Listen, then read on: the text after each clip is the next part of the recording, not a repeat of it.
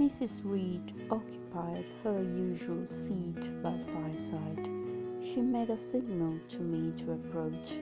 I did so, and she introduced me to the stony stranger with the words, "This is the little girl respecting whom I am applied to you." He, for it was a man, turned his head slowly towards where I stood, and having examined me with the two inquisitive-looking grey eyes which twinkled under a pair of bushy brows, said solemnly and in a bass voice, "Her size is small. What is her age?" 10 years. "So much?" was the doubtful answer, and he prolonged his scrutiny for some minutes. Presently he addressed me. "Your name, little girl?" "Jane Eyre, sir." In uttering these words, I looked up. He seemed to me a tall gentleman, but then I was very little. His features were large, and they and all the lines of his frame were equally harsh and prim. "Well, Jane Eyre, and are you a good child?"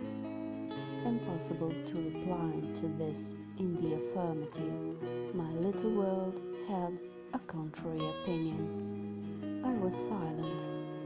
Mrs. Reed answered for me by an expressive shake of the head, adding soon, "Perhaps the less said of that subject the better, Mr. Brocklehurst." Sorry indeed to hear it. She and I must have some talk.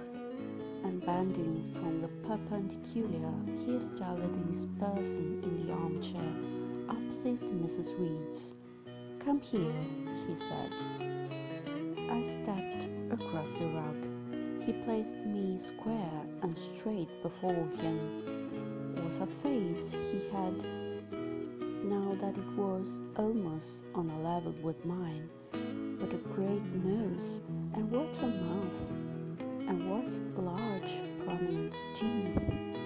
No sight so sad as that of a naughty child, he began, "especially a naughty little girl. Do you know where the wicked go after death?" "They go to hell," was my ready and orthodox answer. "And what is hell? Can you tell me that?" "A pit full of fire." "And should you like to fall into that pit and to be burning there forever?" "No, sir."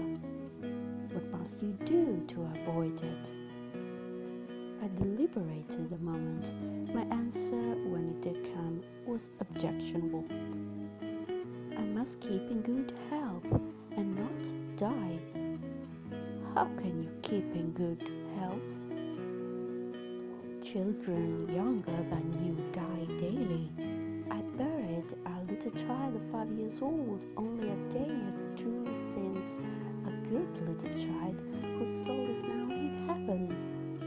It is to be feared the same could not be said of you, were you to be called hence."